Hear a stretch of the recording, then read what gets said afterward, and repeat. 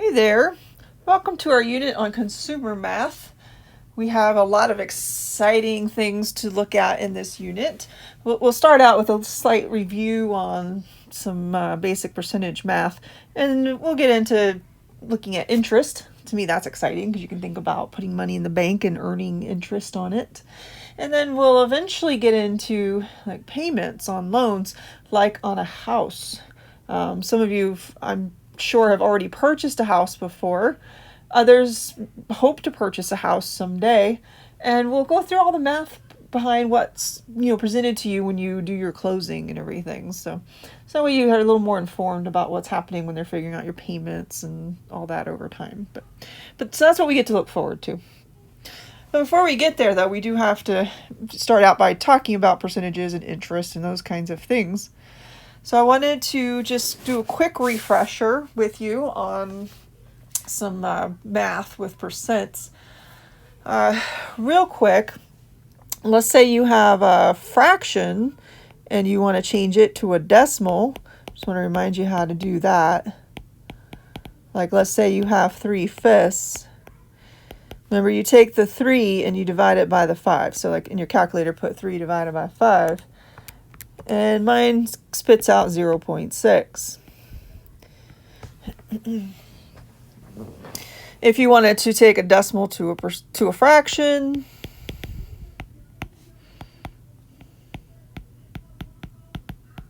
like if you had 0.81, you can always take the decimal places on top, and then for how many decimal places you have, put zeros in the bottom and a 1. That's it. That's for just a simple decimal that's not like something repeating. I'm not going to get into all the repeating decimals and stuff right now. That's how you can flip-flop though between fraction and decimal. Then for percents, let's say you want to change a decimal to a percent. Let's say you have something like 3.78. Take your decimal point and move it 2 places to the right, and you'll have 378%. So decimal to a percent, move your decimal place 2 places to the right.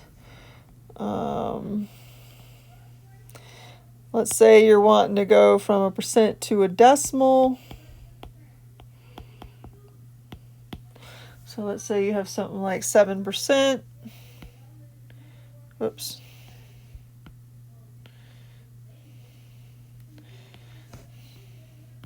Then you move your decimal the opposite direction. Remember, 7% is like saying 7.0%. Then you take your decimal and move it 2 places.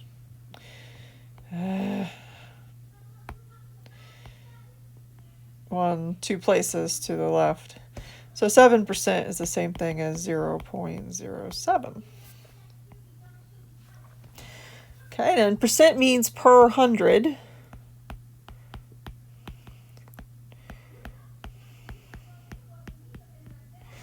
So like, let's say you want to change percent to a fraction. Like if you have 18%, you can just write it as 18 over 100, because percent means per 100. And then you could always reduce that. 2 goes into 18 9 times. 2 goes into 150 times.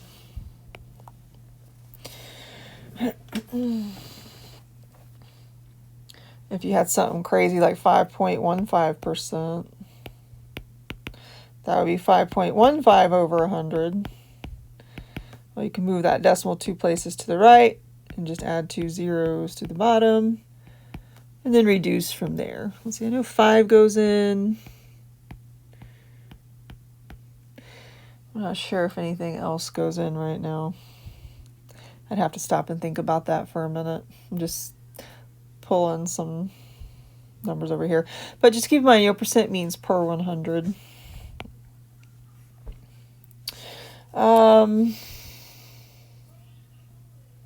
Yeah, offhand, I'm not coming up with something to reduce that further. But anyhow, hopefully, maybe if you do, you can let me know.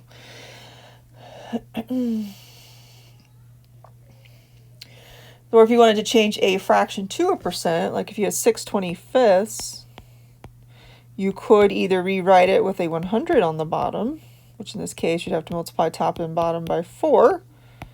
And once you have 100 on the bottom, the top tells you what your percentage is.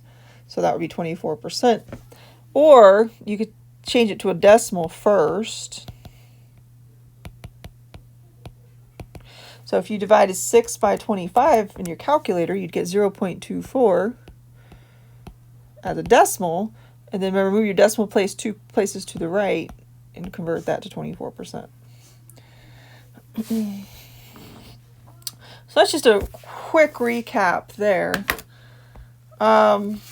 You've probably worked with percentages on things like tax when you go somewhere, or like tips. Like, let's see here. Tonight we bought tacos for, I think it was around $27 for all three of us to go to pick up Tijuana Flats carry out. And definitely made sure to get a big queso with that. And let's say we wanted to leave a 20% tip. That comes out to finding 20% of $27. So we can do 0.20 times 27, because you want to change the 20% to a decimal, 0.20. So 0.2 times 27 gives me $5.40. So my tip would be $5.40 on that.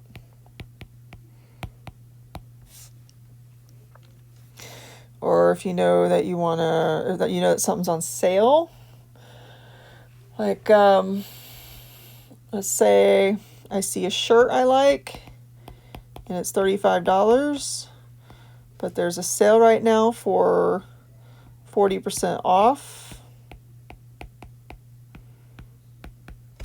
So then I can do 0.40 times 35. And that's $14 off. So the shirt's final price, that sale price, would be the $35 minus the $14, which is $21.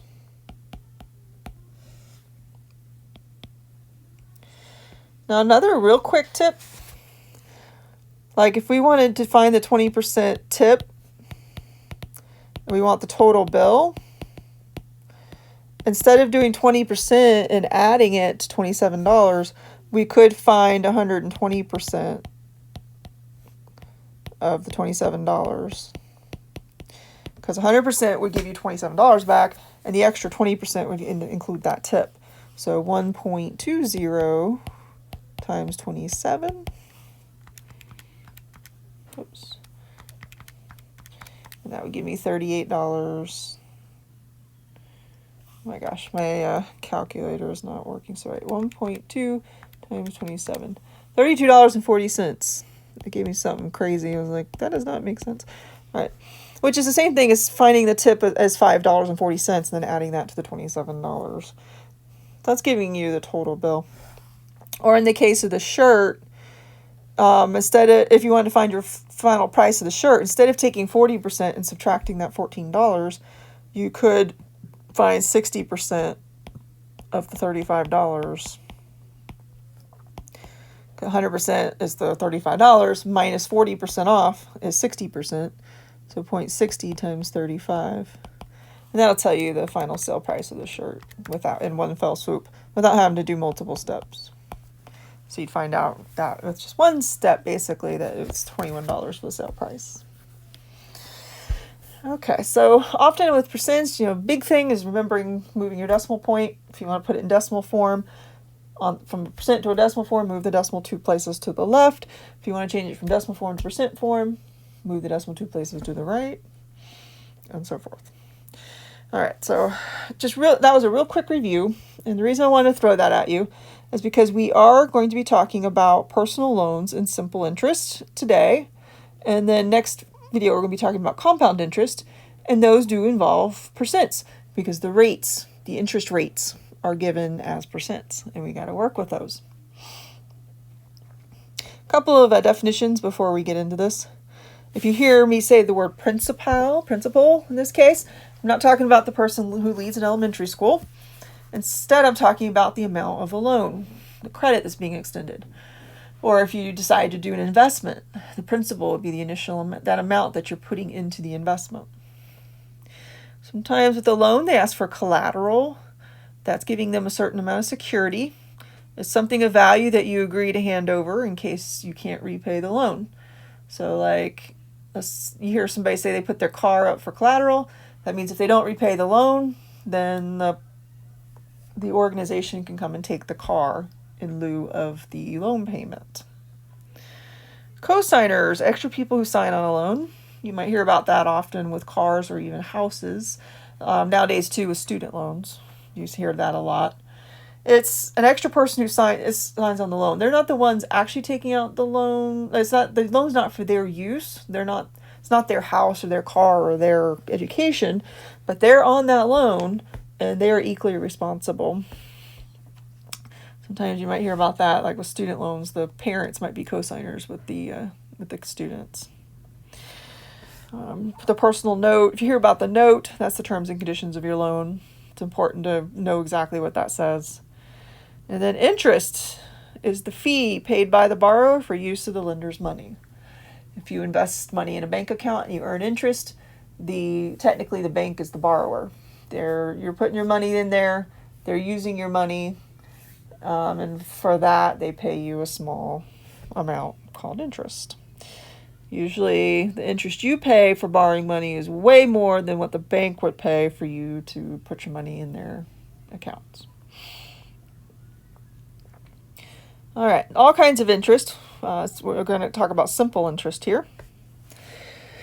Simple interest is found by taking whatever that initial principal is, the initial amount, either being invested or being borrowed, times your interest rate times your time. The rate and time should be with the same time units. So if it's an annual rate, the time needs to be in years. If it's a monthly rate, the time needs to be in months. So those have to be consistent. If you multiply your principal times your rate, which will be a percentage written as a decimal, times your time, that'll tell you how much total interest would be tacked on at the end. And then you can tack it on to see what your total balance would be later. So yeah, write the rate as a decimal and then put in the time. If they don't state otherwise, the rate's annual or yearly. If it's something else, if it's not yearly, then they'll tell you it's monthly or daily or whatever. But if they don't say, then you can assume it's yearly. All right, so what does that mean? Well, let's say that you have an initial principal of $2,000. I like to try to talk about these in terms of investing money because it just sounds more positive. I don't like thinking too much about borrowing money and paying interest. So let's pretend that we have a bank account that pays simple interest, and that rate of interest is 3%. So we're going to end up using 0.03 in our calculations because we want to use the percent written in its decimal form. And the time for this particular loan is going to be this particular investment is going to be 4 years. And we're interested in seeing how much interest that we would end up earning in 4 years. Okay, so in 1 year, I can take my $2,000, times that by 0.03, and so principal times rate, and again, the rate, since I didn't say, it's going to be yearly, so we're good. And in 1 year, I would earn $60. That's not bad. You just let your money sit there and kind of forget about it, and you earn an extra $60. That's kind of nice. We're gonna pretend inflation's not a thing and stuff. So we're just gonna sit back and go, oh, that's nice. Okay, so $60. And the thing with simple interest is each year you're going to keep earning that same amount. So year 2, it's going to be another $60. Year 3, another $60. Year 4.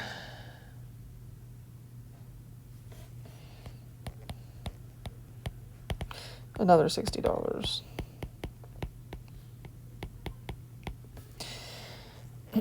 So you could take that $60 and times it by the number of years, and that's where the times t part comes in the I equals PRT. And you find out that you know, $60 times 4, you end up with $240 at the end of the 4 years. That's just the interest. So yeah, PRT, you would have the 2,000, just to recap, times the 0.03 times the 4, and that gives you the 240. Okay, and that's solely the interest. I mean, the total amount in the bank is actually the principal, the $2,000 plus this interest. We'll talk about that in a few more slides. That's something called future value.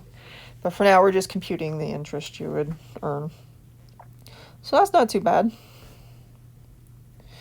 And this interest, in simple interest, is an example of arithmetic or linear growth.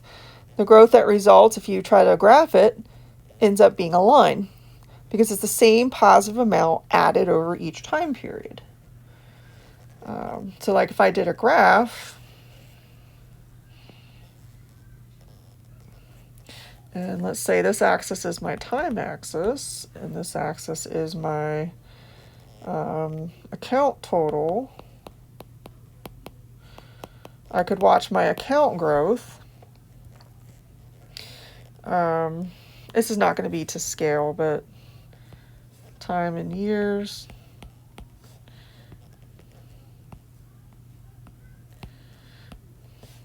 Right here, 0. Definitely not to scale. So we're going to start with this being $2,000.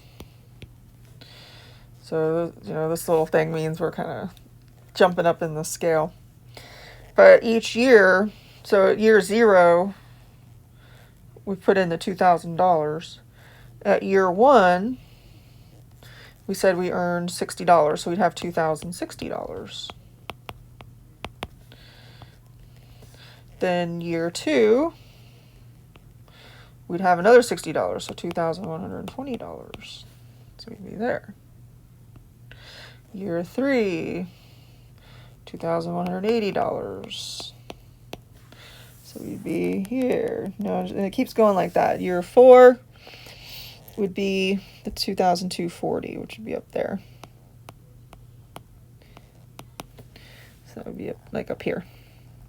And when you connect the dots, you know, when it's nicely done, sorry, this isn't so nicely done, but when it's nicely done, it ends up being a linear type of growth. Very steady, same amount added consistently. So nice and predictable.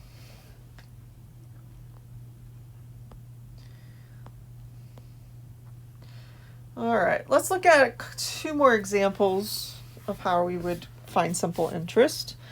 Let's say the initial principal is $41,864.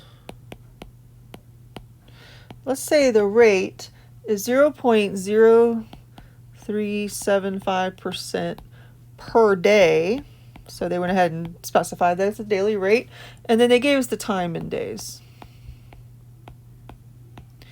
As long as our rate and our time are consistent, we can just plug it into I equals PRT. So we have 41,864 times, well, 0.0375% is written as a percent. And in decimal format, we got to move that decimal point that's there 2 places. So remember, you got to move it 2 places to the left. So you'd have 0.000375 and then times the 60. It's so easy to make a mistake moving that decimal, so just be really careful with that. So I put all that in my magic calculating machine here, and I get that you would earn $941.94 in interest at the end of 60 days with that interest rate. It could work the other way on you, and they could be talking about a credit card. that kind of interest rate per day on a credit card, after 60 days, that's how much interest would get tacked onto your bill if you have a balance of $41,864 at the beginning of that 60 days. So it can go both ways. But remember, I like talking about things like in terms of investing and earning money. So let's pretend this is a bank account that you just earn that much in interest.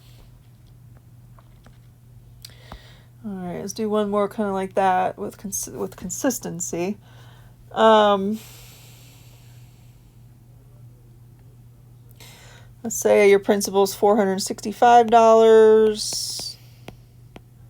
Let's say your rate is 2.75%. Now, since they don't say anything, then we can assume that that's yearly. And then time is 1.25 years. Okay, so I equals PRT. So 465 times, move that decimal 2 places to the left, 0.0275. I put that extra 0 in there so you can definitely see where the decimal is, times 1.25. The extra 0 in front of the decimal, it makes it real obvious that there's a decimal there. So 465 times 0.0275 times 1.25. And you get $15. You're going around it's near a cent unless they tell you otherwise. I get 15.984375.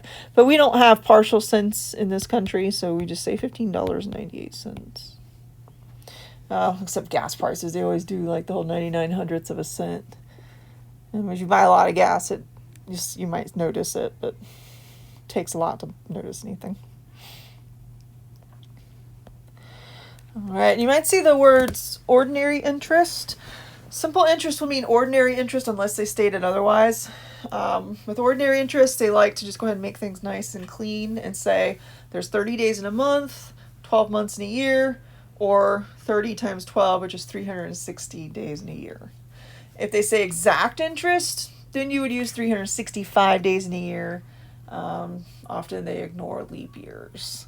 But unless they say otherwise, it's ordinary interest, and you would say 360 days in a year. So for example, let's say the principal is $1,100. Let's say the rate is 8.75%. And let's say the time is 90 days. Well, since they don't tell us anything about the rate other than 8.75%, we know that that is annual. And we also know that our time has to be consistent with our rate.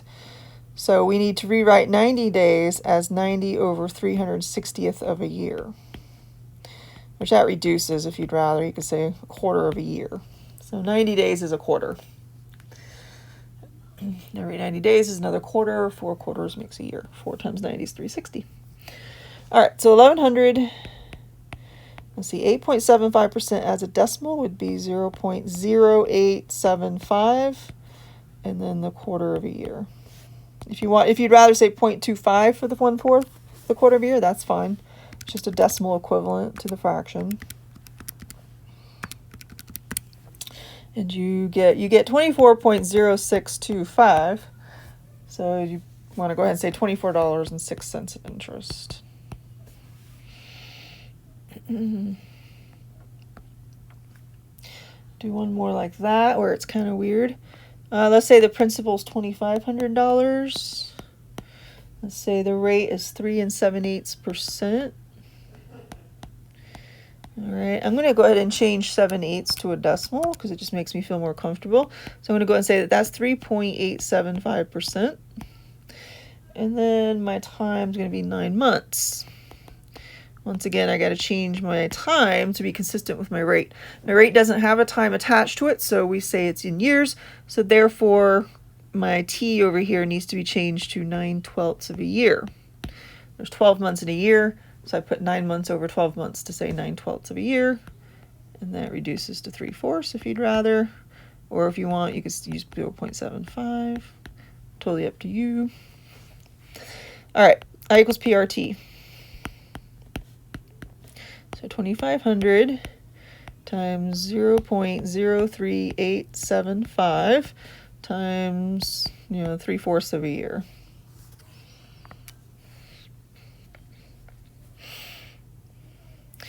Okay, so 2,500 times 0.03875 times 0.75. And you get 72.65625. So go ahead and just say $72.66. Okay. Now I mentioned earlier future value. Future value is the value of the loan when it's due. It's the initial principal plus the interest that accumulated over that time period. Or in the case of your investments, it's the amount you're going to be able to cash out later at the end of the investment period. It's the initial principal you invested plus whatever interest accumulated during that time period. So it's P for principal plus PRT for the simple interest. If you want to, you can factor out a P and have P times 1 plus RT. Okay, so what does that mean exactly? Well, very first example, we had a principal of $2,000. Back when I was first introducing this, we had a rate of 3% or 0.03, and we had a time of 4 years.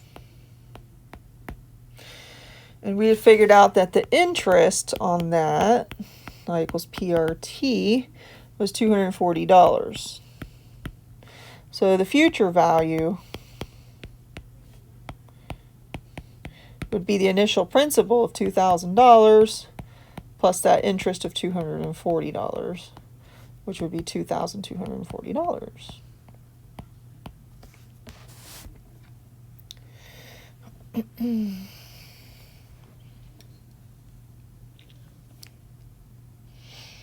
So there you go. You could use this formula up here, P times 1 plus RT.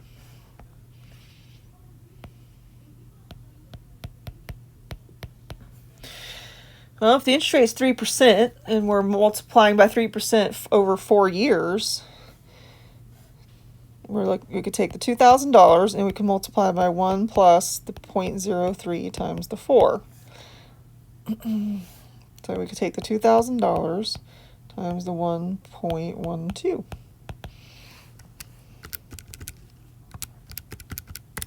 And you get 2240. Just typed it in my calculator just so you can see that authentically got that. If it was only 1 year, you could times by 1.03. But since it's 4 years, you got to do the 0.03 4 times. So 1.12. Some of our others, let's see. Some of our other examples, let's see, the one we just did had an initial principal of $2,500 and had an interest of $72.66. So the future value would be the $2,500 with the $72.66. The one we did before that, principal was $1,100. The interest came out to $24.06. So the future value would equal $1,124.06.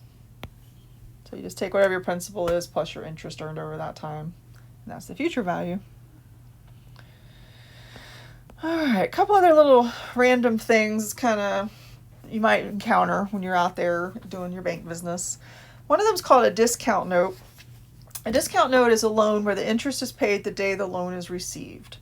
The principal is received by the borrower minus the amount of interest. This interest paid in advance is called the bank discount. It ends up being a higher rate technically than the quoted percentage, because you're not getting your total principal as the loan. You're getting the principal minus the forecasted interest. So technically, over the time period, you end up paying a different rate of interest. It's kind of tricky that way. You might notice in some banks they'll have signs where it'll have two different interest rates posted, and this might be one of the reasons why. It might be one of these kinds of loans, a discount note. Let me show you how that works. Okay, so Kwame borrowed $2,500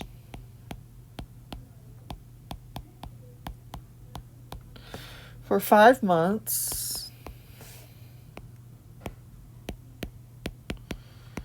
using a 3% discount note.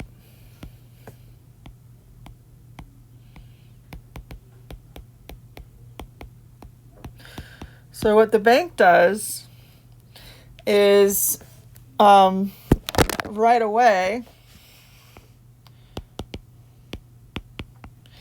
they do I equals PRT.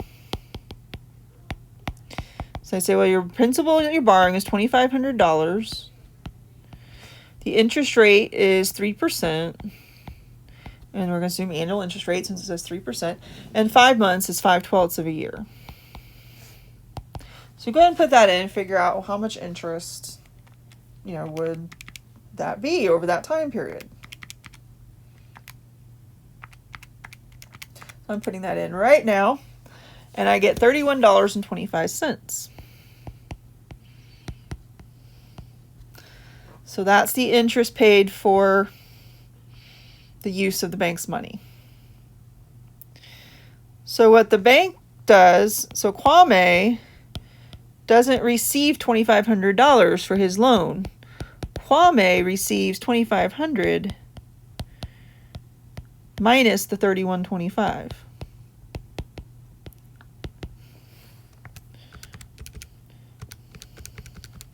And that comes out to $2,468.75. So it's kind of like, so he's paying the interest up front. They're saying, you know what? You've already paid your interest. Here's the amount that minus that interest. So here you go. Technically, they're not actually letting you borrow $2,500. Technically, you're borrowing $2,468.75 and paying $31.25 interest on that. Because if you're truly borrowing $2,500, you would have to pay $2,500 back plus the $31.25 interest.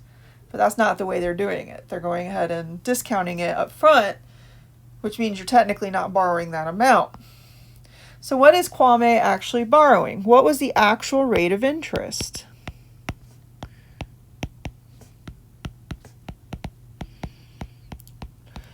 So we consider the $2,468.75 to be the principal.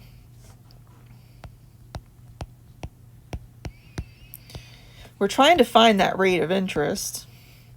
We know the time is the 5/12 of a year. And we know that they said, it's $31.25 in interest. It's kind of a tricky little thing. So it's still I equals PRT. It's just the way they're doing it. R isn't what it seems. So I go ahead and solve for R. Let me see here. Let me do 31.25, and then I'm going to divide by the 2468.75 times 5/12. And I get that the R is 0.03037947, blah, blah, blah, blah, blah. So if I change this to a percent, it's around 3.04%. So he's actually paying a higher interest rate than what they say it's a 3% discount note. He's not actually paying 3% interest. His principal actually ends up being $2,468.75 with a 3.04% interest rate, so that he ends up paying $31.25 in interest. That's what it actually comes out to. So just if you see a discount note, just be aware that's what's happening. You're actually paying more than you realize. All right, and then one other thing I want to bring up, this is pretty important because you might have a situation where you want to pay some partial payments on something. Happens a lot, like with your whole rent to own kind of thing, you might pay some partial payments. Or like if you're trying to pay partial payments on a loan or something. There's the United States rule, which helps with the whole process for crediting partial payments. This was a Supreme Court decision. Your book has some chart right now on page 577 that can help you with this. To help you with figuring out the number of days that are going on with the months. When you go to do a partial payment, the interest accrued to that point is paid first, and then the remainder of the payment is applied to principal. The next time a partial payment is made, interest is calculated based on this new principal amount and the time that passed since the previous partial payment. You know, like when you're trying to do, when you're trying to look at credit card balances and stuff, you have to think along these terms. So the banker's rule and a table of days is used for the calculations. So we have a table. Our current book has a table of days on page 577. I apologize if this is in the future and it's not on that page, but bear with me. Or if you're a complete stranger who happened to cross my YouTube channel, thank you for watching. Sorry, we're using a survey of mathematics with applications by Angel Abbott and Runde, 10th edition. If you're curious, if you're a stranger. But anyways, all right. So you could probably find a chart online in somewhere. I'm sure you could easily do a search for one, for the banker's rule. But let's see how this works, just with a straight up example. There's a situation with the Zwick Balloon Company.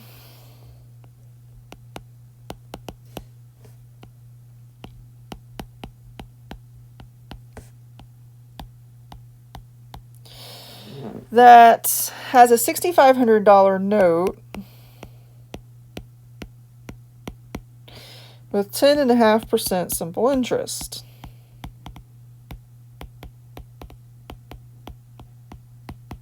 And it's for 180 days. Normally, if you wanted to figure out your interest, you would do $6,500 times 0.105 times a half a year, because 180 days is half of the 360 that we would use. But in this case, the Zwick Balloon Company decides to make some payments early on before the end of that 180 days. And once they've made a payment, then their principal goes down. So the future computations on the interest are going to have to be redone.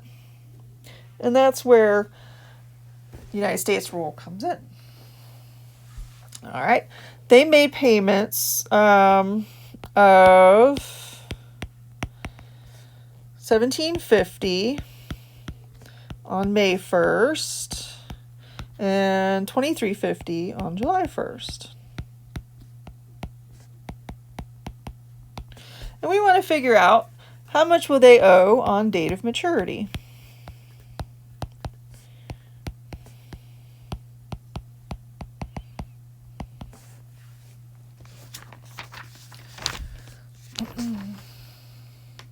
And I forgot to write down that they took this out on March 1st.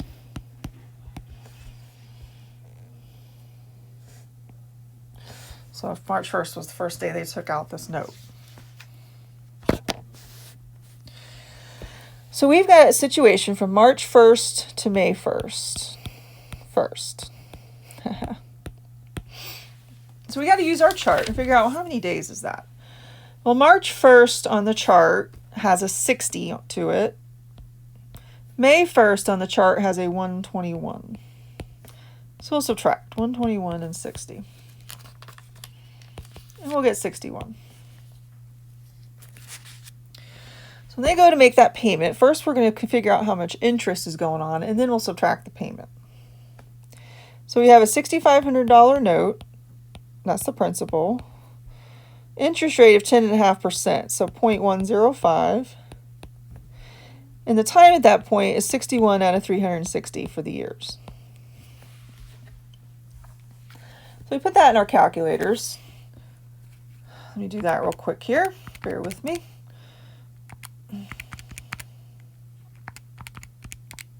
Oops. I hate when I mistype it on these scientific calculators because I feel like I have to start all over. All right. And I get $115.65. So that's how much interest has accrued at that point in time.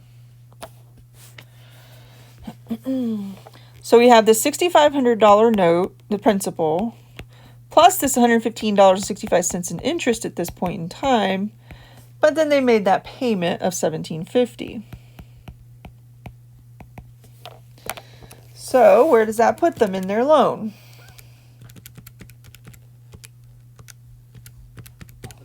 That puts them at $4,865.65 that they still owe. That's what they owe now. Okay, then we got to go May 1st to July 1st.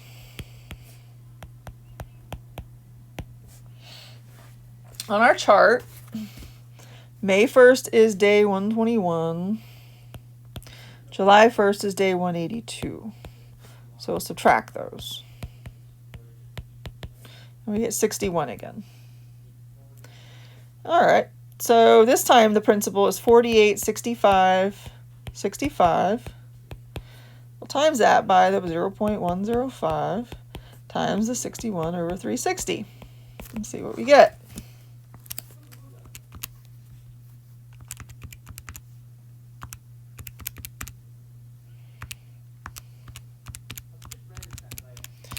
And we get $86.57 this time. So we have the 48.65.65 principal plus the 86.57 interest they accrued during this time period minus their payment they made of $23.50. So that puts them where?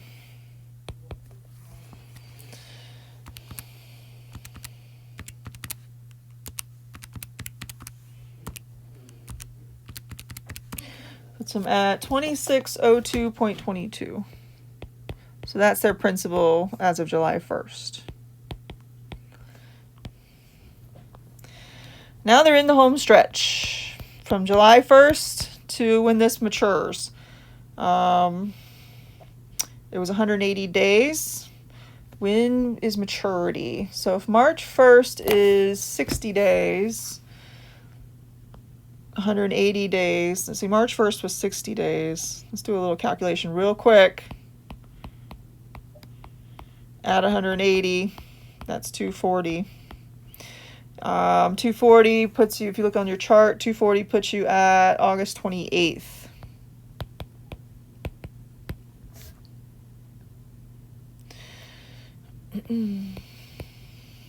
July 1st was at 182, right? So 240 minus 182 puts us at 58. Makes sense. 61, 61, and 58 add up to 180 days. All right, so the home stretch. How much are they going to owe on August 28th, the date of maturity? Well, we're going to do the 2602.22 times the 0.105 for the interest, and then times 58 over 360 for the time. 58 days out of 360 days.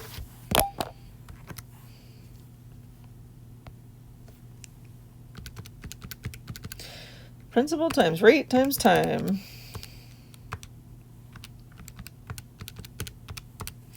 And I'm getting $44.02 for the interest.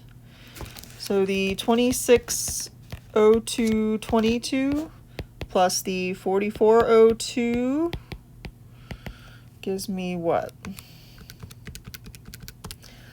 $2,646.24.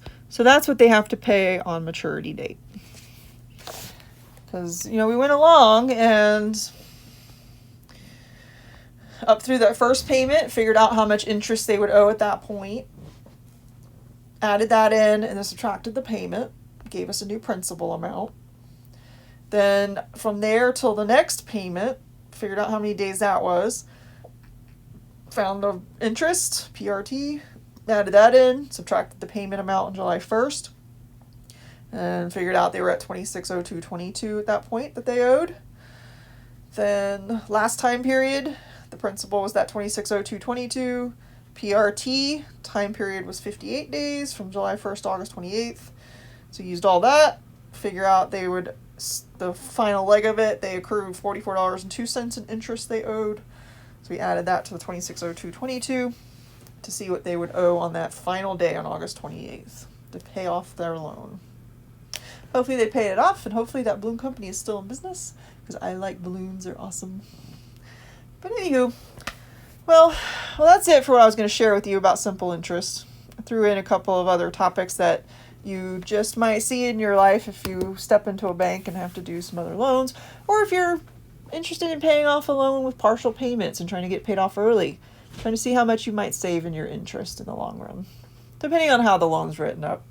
Some loans are complicated and you can't pay them off early, so always know the terms of your loan. Read that note. Know what it says. All right. Well, that's enough simple interest fun. Next time, join me for compound interest fun.